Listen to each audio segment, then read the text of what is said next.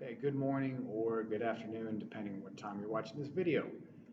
Um, as we are progressing through this semester, I'm going to start getting into floor systems as our next unit. And in order to do that, we've got to shift focus a little bit from the online OSHA training to we're going to have these videos here running. And the way this really needs to work is y'all need to watch these videos before we come into class. It's going to give you a lot of the prep work. So when we get into class, we can do a lot of hands-on activities to reinforce the instruction I'm going to talk about here. So the way this is going to work, I'm going to go through my presentations, and this will be in small chunks, 15, 20 minutes at a time. And as we go through, I'm going to point to a few things that I want you to take notes on. So have a piece of paper handy, have a pen or a pencil, and then when you're finished, you can take a photo of it, submit it in for the assignment credit. That's how I can know that you can do it. Please, no typed out answers. Okay, it's got to be handwritten. It's the only way I'm taking credit here. Just handwritten notes. Okay. And again, this needs to happen before the classes. That way, when we're here, we can get back and we can start doing the work that is related to these things. All right, so without further ado, here we go. This is our floor systems module. As you can see here from the photos, this is all about floor framing. How do you build the floors? And this could be first floor, it could be second, third, whatever. The floor system, how do you build that? So you're going to learn different styles of framing. We'll look at those today. Ways to frame the floors, because there's different variances that you can run with. You'll learn to identify common framing or floor framing members. So what each of these parts are. You'll learn the different names of the parts through the whole system here, whole floor system. Explain the purposes of each framing member. So what does a sill plate do? What does a floor joist do? What does a header joist do? Things like that. You're going to learn to identify those throughout the system, throughout this lesson unit here. So you'll also understand how to choose the appropriate material for each application and how to lay out and construct a floor system. So this down here will be happening in class. Okay, the rest of this stuff will be going through the virtual work. So here we go. There's numerous ways you can frame a house, but there's three main styles that most people use.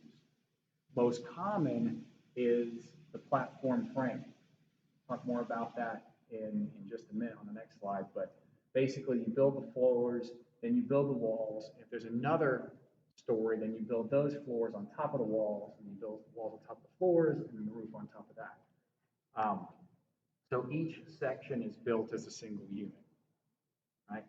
Then there is balloon framing, which the studs run all the way from the foundation to the rafters.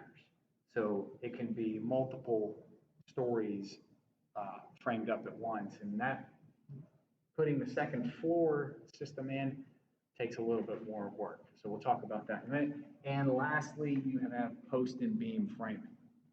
So post and beam framing uses big timbers as the support structure for the building here. So there's three types. Again, most everything is this. This is what I'm going to focus on for our lessons. Okay, so here's what I want you to copy. And again, I'll make this clear. What is underlined or what is highlighted on pages, I'll tell you what to copy. So write down platform framing concepts. And then below that, each story is built as a single unit. And if you need to pause the video, you can pause the video and then resume it once you've got that written down. But I'm going to keep rolling here to make this video shorter. All right, it's also called Western framing because this became really popular in the Old West. They would build a lot of houses real quick like this here. This is the most common building practice in today's framing methods. There are some advantages. It's a safe working surface. When you have your floor done, you put down all that plywood or the OSB, and you can do all your wall framing on top of that. Ladders go anywhere, everywhere that you need to go. Very safe system. Okay. It's an easier installation method and it's fast. Um, using this kind of method, you can get a fairly large home, totally framed in less than a week. In some cases, just a couple of days, depending how many people you have working. Disadvantages, there are possible weak points at the connection of every floor since there is nothing that runs continuous between the floors. Everything's just stacked on top of each other in the event of an earthquake, in the event of hurricane force winds, it could find some twisting. I'll show you a graphic on that here in a little bit. And there's a little bit more settling. Anybody in their houses or the grandparents' houses, if it's an older home, you might notice cracks in the drywall around door openings, around tops and places where seams, because the house will settle because now you have more horizontal joints. So over time, the weight and the season changes, the drying, the swelling and drying, stuff like that, it'll shrink down a little bit and crack that drywall, which can also lead into foundation cracks. So, that is one of the disadvantages. But still, with those disadvantages, the advantages outweigh that. Okay, next page here, we have balloon framing concepts. Okay, so write down balloon framing and then write down studs run from the floor to the roof. Okay, now this is going to use longer material. Your studs are not stopping here, so you're going to have to buy longer material. The longer your boards are, the more costly it's going to be. Even two 8-foot 2x4s are less expensive than one 16-foot 2x4. So you got to factor that in. Even though it's the same length overall, because it's a shorter piece, it's cheaper. Okay, so it uses longer material, so it's going to be a little bit more costly. The second floor joists are supported by lead-in bracing. What I mean by that is here's your second floor systems, and they are attached to the walls up here. But the way they do it is these black boards. This is your vertical stud for your walls. The grain board is your second floor joist, and that's nailed in place. But also what you're going to have to do is cut in to the studs a little notch and install a lead-in brace or a ledger board, and it helps support each joist. So it takes more time to install this. We'll talk about that. So advantages, the biggest one here is because the studs run vertically all the way from the floor up to the roof. In the event of strong winds or hurricanes or earthquakes, it's not going to flex right here in the same manner. So it's stronger against those winds. 2 stories of the walls can be stood at one time, so it's faster wall installation. And there's low shrinkage because it's continuous. The weight from the top carries directly down. There's less settling. So that's nice. Disadvantages, it is more expensive due to the longer lumber. So you're looking, just in materials wise, it's at least a 10 to 15% bump in your wall materials just because of the longer material.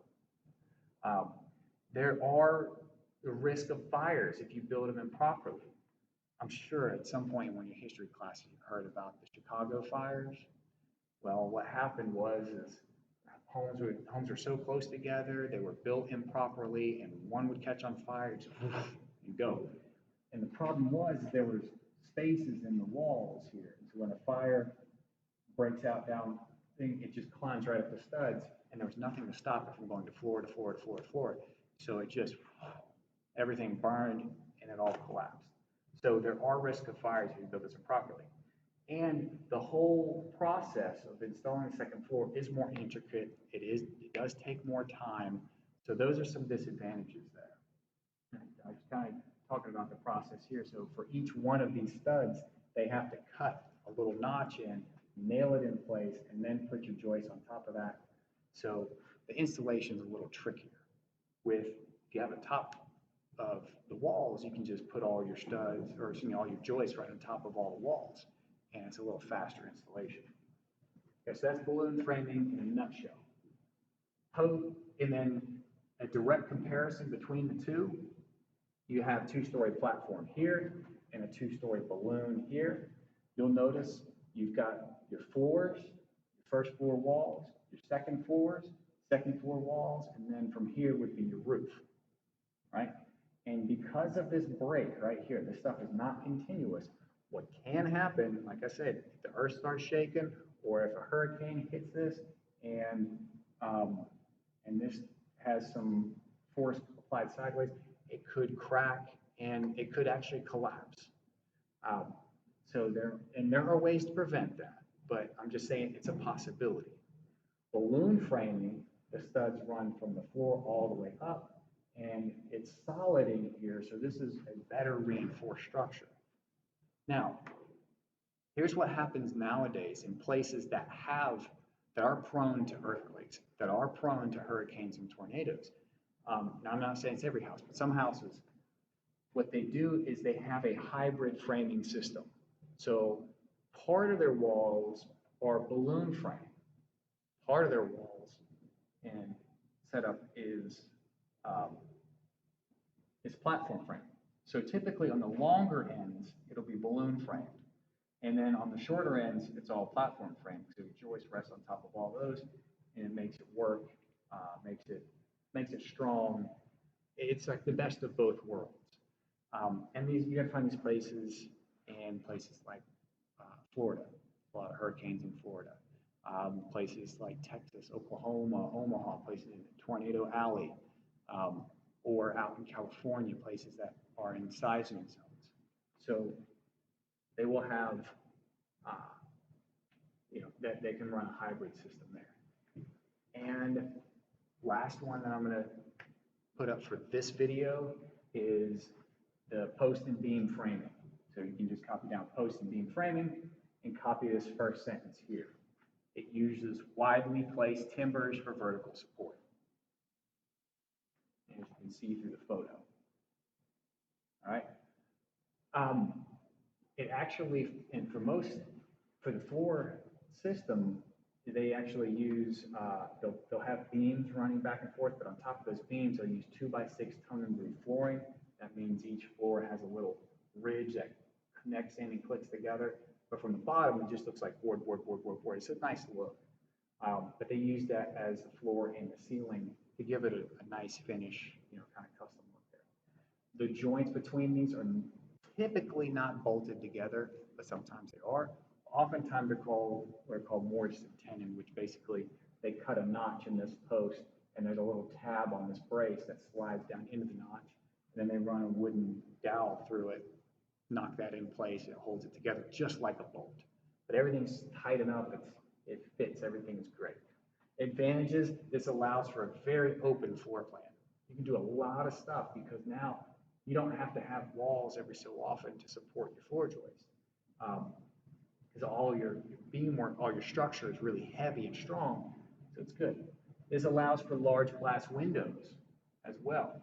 Versatility of interior wall curves. You can do a lot of different design choices like this here. Disadvantages, it must be designed, cut, assembled off-site first, which typically the company that makes this, they specialize in these homes. That's all they do. So they'll design it, and then they'll cut all the timbers, shape everything, they'll put it together off-site to make sure it's perfect, and then they'll disassemble it all, pack it on a truck, ship it to you, and they'll send one of their crews to reassemble it. Now, because it's all heavy beam work, you're going to require a crane and a crane operator to be able to lift and set these different beams.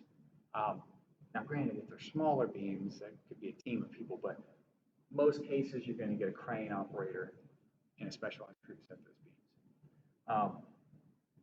beams. And so there's some neat stuff with this here. So in this next video, we're going to start pouring into the different components of the floor, from the footers all the way up to the subfloor. What goes into this? So this picture that you see here, we're going to spend some time looking at this, looking at the different components, and I'll talk about what each one of these things do. So in the meantime, what I want you to do now is take a photo of your notes and submit it in this assignment. That's how I can grade the fact that you've done this. Okay. Again, keep current with this stuff. Don't fall behind, so you know what we're talking about when we get back into the lab and we're doing the work. All right. See you in the next video.